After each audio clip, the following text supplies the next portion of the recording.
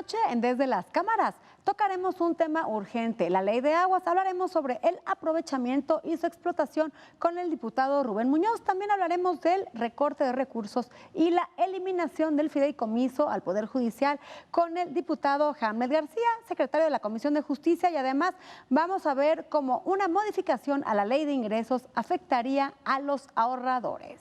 Desde las Cámaras comenzamos.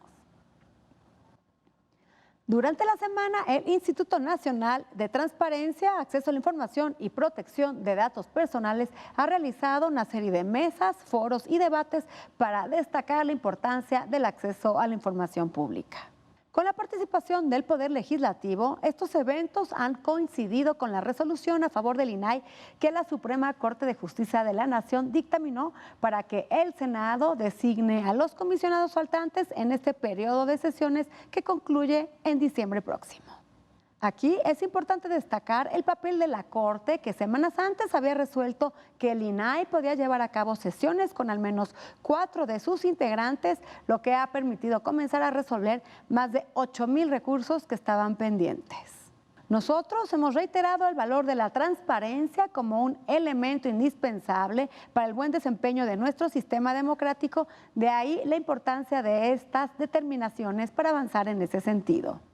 Desde esta tribuna seguiremos poniendo bajo la lupa el desarrollo de todo este proceso. Vamos a ver qué se analizó y discutió esta semana en el Congreso de la Unión. Con motivo del 5º informe de gobierno, compareció en la Cámara de Diputados la secretaria de Gobernación, Luisa María Alcalde Luján. La Secretaría de Gobernación es una institución que se ha ido transformando a lo largo del sexenio. Ya no es ese aparato siniestro que en aras de la gobernabilidad reprimía a la disidencia, desarticulaba la crítica, espiaba a la oposición y daba línea a los demás órganos y poderes del Estado.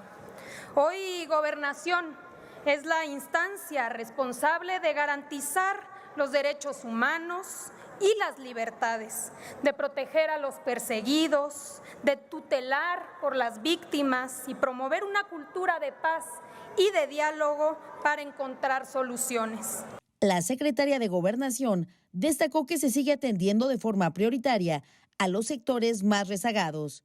Estamos invirtiendo como nunca en programas para el bienestar.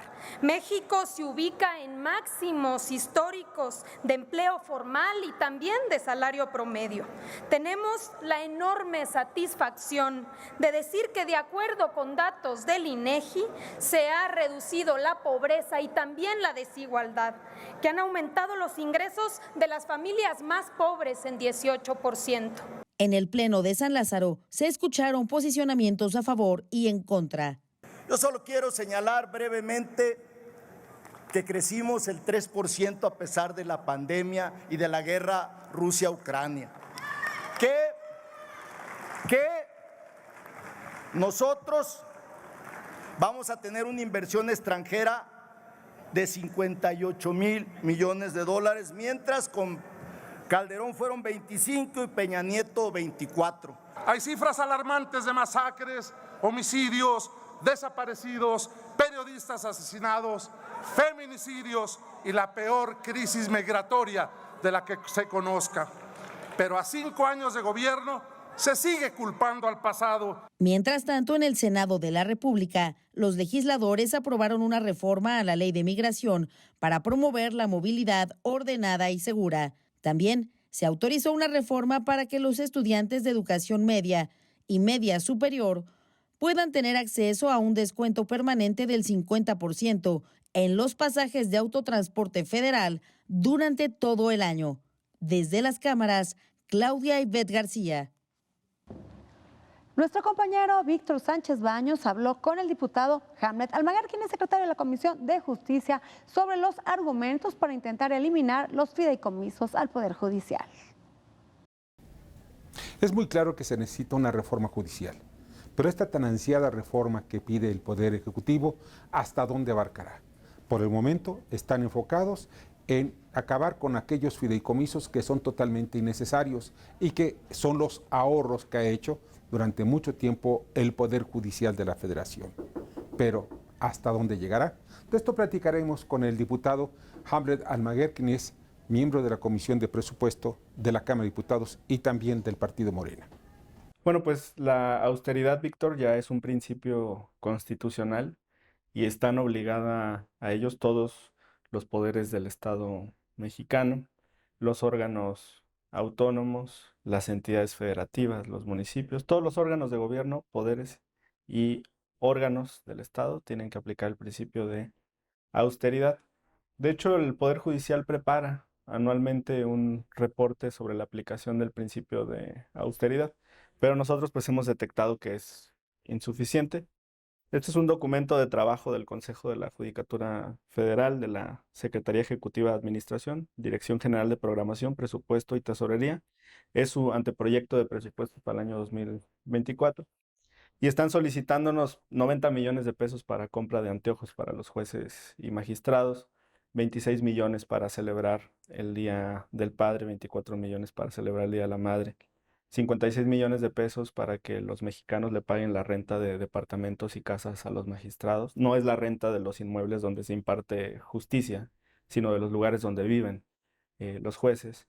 235 millones para comprarles vestuario, entre otra serie de lujos, excesos y privilegios que nos parecen insostenibles. Bueno, mi interpretación sobre el presupuesto es que tenemos que cubrir necesidades urgentes.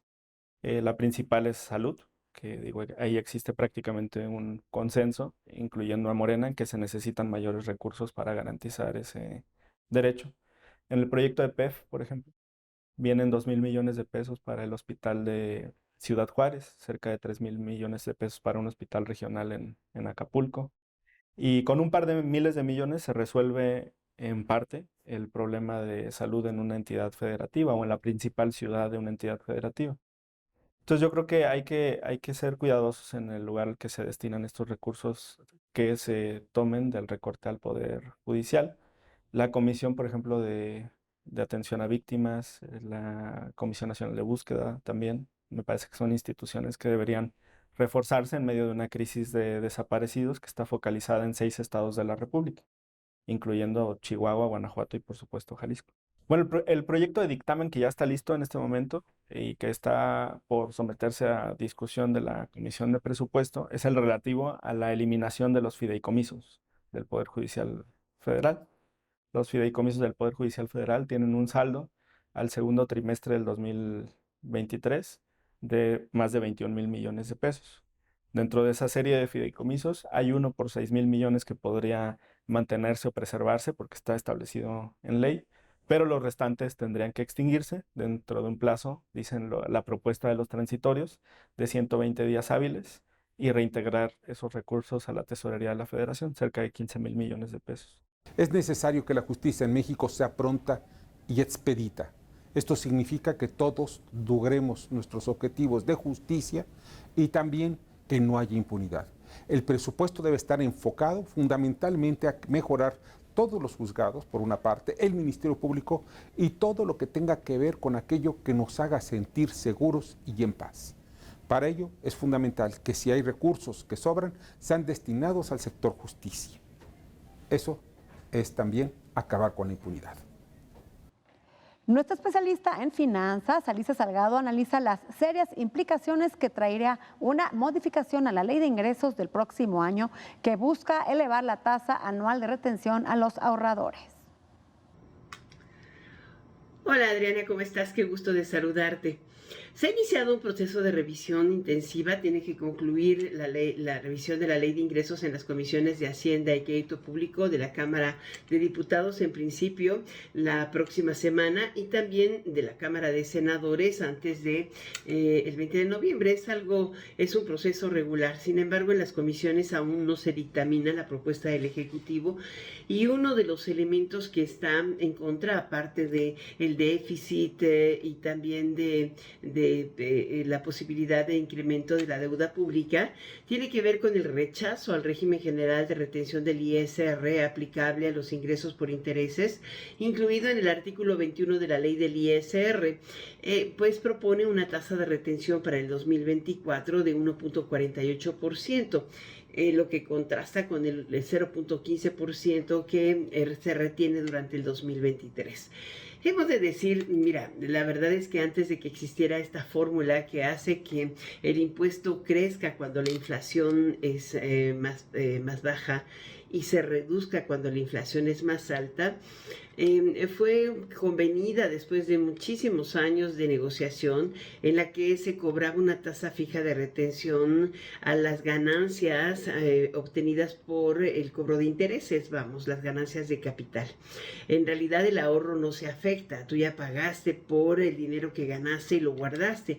Lo que se afecta es el ingreso que tienes del ahorro que depositas y ese se consolida contra tus ingresos generales. Aunque seas un asalariado, podrías perfectamente, si tienes una cuenta de ahorros que te genere intereses, pedir la devolución del interés si fuera tu ingreso menor a 350,000 pesos anuales, una cosa así, o inclusive si pagaras más impuesto o tu tasa de retención del impuesto sobre la renta o del ISPT fuera mayor. Esto lo puedes consolidar en tu declaración anual, solo que la mayor parte de los trabajadores no lo conoce. En 2019 la tasa de retención fue de 1.04%, en 2020 del 1.45%, en 2021 cuando la inflación fue más alta, incrementó, fue de 0.97% y en 2022 del 0.08%. Para este año del 2023 se quedó en 0.15%. Es obvio que la tasa de interés real que hoy pagan las ganancias de capital en México, aunque los inviertas en valores del gobierno, son más altas. De ahí que pues la tasa de retención normalmente llega a ser más alta. No quiere decir que sea un impuesto definitivo, tienes que declararlo.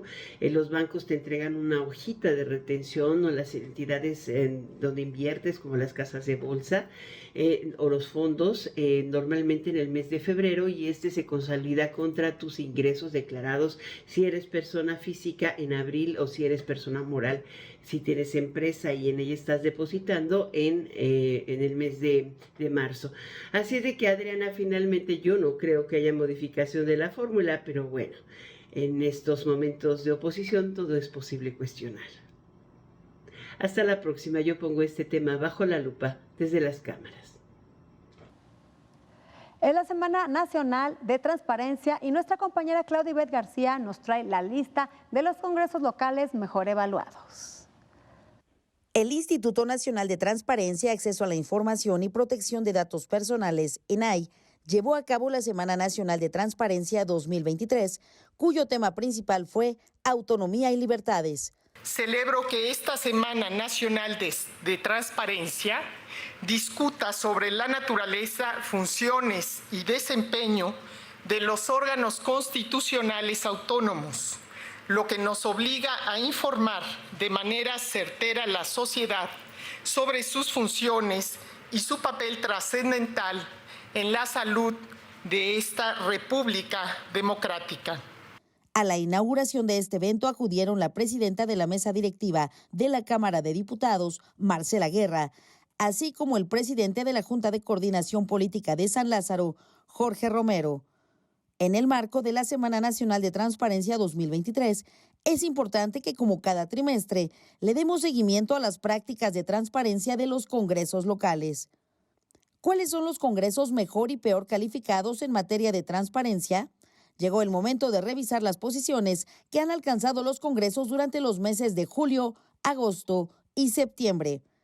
En el ranking de los congresos peor calificados en materia de transparencia, tenemos al Congreso de Colima. El penúltimo lugar es para Aguascalientes y en el último lugar nuevamente se encuentra el Congreso de Morelos, que otra vez está al final de la lista de transparencia. Del otro lado de la moneda están los congresos que sí informan a los mexicanos lo que están haciendo en tiempo y forma. En esta lista están el Congreso de San Luis Potosí, Jalisco, Chihuahua, y con un empate de calificación perfecta, es decir, 100 puntos, se encuentran en primer lugar los congresos de los estados de Tamaulipas y Guanajuato. Aquí en Desde las Cámaras continuaremos dando seguimiento puntual a las prácticas de transparencia de los congresos locales y el Congreso de la Unión. Desde las Cámaras, Claudia Ivette García. Vamos a un corte comercial y no se vaya porque a nuestro regreso hablaremos sobre la urgente ley de aguas. En el estudio nos va a acompañar el diputado de Morena, Rubén Muñoz, quien es presidente de la Comisión de Recursos Hidráulicos, Agua Potable y Saneamiento. Ocupamos recursos para que no le falte agua a los mexicanos. Hoy tenemos 21.3 millones de mexicanos que no cuentan, Adriana, con una red de agua potable. Y tenemos 28.9 que no cuentan con una red de descargas de aguas residuales.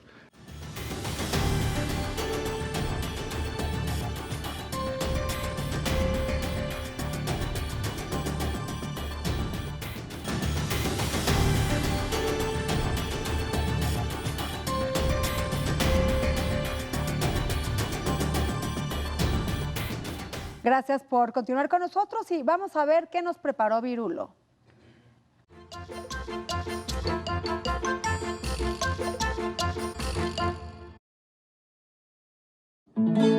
Encontré una tienda china navegando en internet que te ofrece 10 productos pero solo pagas 3.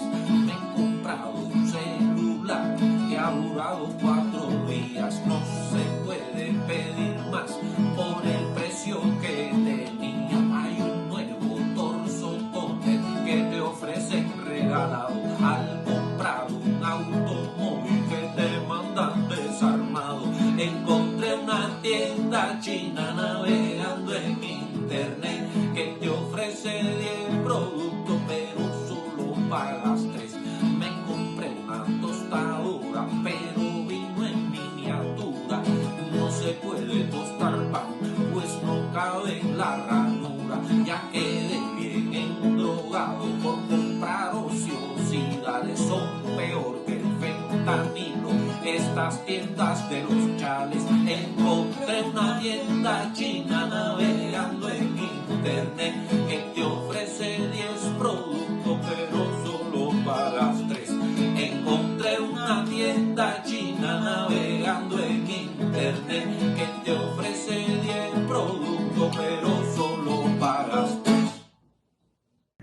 Orgulloso sudcaliforniano, paceño de corazón, Rubén Muñoz Álvarez preside la Comisión de Recursos Hidráulicos, Agua Potable y Saneamiento, importante para la nación. De la Ley de Aguas hablará el invitado. Escuchemos lo que comenta esta noche el diputado. Ya nos acompaña aquí en el estudio el diputado de Morena, Rubén Muñoz, quien es presidente de la Comisión de Recursos Hidráulicos, Agua Potable y Saneamiento, con quien vamos a platicar sobre la Ley General de Aguas. ¿Qué tal, diputado? Buenas noches. Buenas noches, Adriana. Un gran gusto estar de nuevo aquí en tu programa. Ley de Aguas y Presupuesto 2004 son dos de los temas pendientes que tenemos que atender en la 65 legislatura. Un tema sumamente importante y de seguridad nacional, ya que se nos está acabando el agua, diputado. Lo dices bien, Adriana, tenemos que abordar el tema del agua en un nuevo paradigma que sea a través de la concepción de seguridad hidroalimentaria, porque el agua tiene que ver de manera directa con la producción de alimentos y bebidas en México. Y estamos nosotros convencidos que el tema del agua ya no puede esperar más. Estamos por iniciar la discusión del presupuesto 2024. Hemos recibido en el Congreso de la Unión la propuesta de la Secretaría de Hacienda. Hay que informarle a la Nación que esta propuesta trae una reducción de más de 5,000 millones de pesos. Y los diputados queremos dialogar con la Comisión de Presupuesto y Cuenta Pública a cargo del diputado Erasmo González, y queremos también platicar con la Secretaría de Hacienda porque queremos ayudarle al presidente López Obrador para que no falten recursos para el agua. ¿Por qué más recursos para el agua, Adriana? Porque necesitamos primero tecnificar el campo mexicano. México tiene 86 distritos de riego agrícola del país y solamente tenemos uno tecnificado. Curiosamente, el distrito 001 que está en Aguascalientes, que hoy es un ejemplo a nivel nacional, y quiero reconocer el esfuerzo que el gobierno del Estado, con Tere Jiménez al frente, ha hecho para aportar recursos estatales Y queremos también reconocerle al ingeniero Germán Martínez Santoyo el apoyo que la Comisión Nacional del Agua, a través de la Subdirección Hidroagrícola, dieron para tecnificar ese distrito de riego. Ocupamos recursos para que no le falte agua a los mexicanos. Hoy tenemos 21.3 millones de mexicanos que no cuentan, Adriana, con una red de agua potable. Y tenemos 28.9 que no cuentan con una red de descargas de aguas residuales. Necesitamos más dinero para el agua, porque no queremos más zona cero como pasó en Monterrey.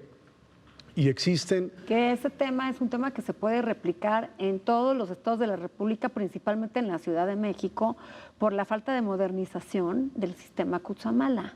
Ese es un gran tema, la necesidad de darle mantenimiento al sistema Cutzamala. Es urgente etiquetar recursos por más de 5,000 millones de pesos para poder darle mantenimiento a los equipos de bombeo, a los sistemas eléctricos, porque imagínate una crisis por falta de mantenimiento al sistema Cutzamala. Pero tenemos el norte de México que tiene sed y tenemos que mandar más recursos para fortalecer a los organismos operadores de agua. Déjame, te doy 2 datos. Del 100% de organismos operadores que hay en México, recordemos que México tiene 2.471 municipios, el 99%, Adriana, de los organismos operadores hoy está quebrado técnica y financieramente. Solamente 20 organismos operadores del país funcionan con números negros y así no podemos darle agua en calidad y cantidad suficiente a todos los mexicanos.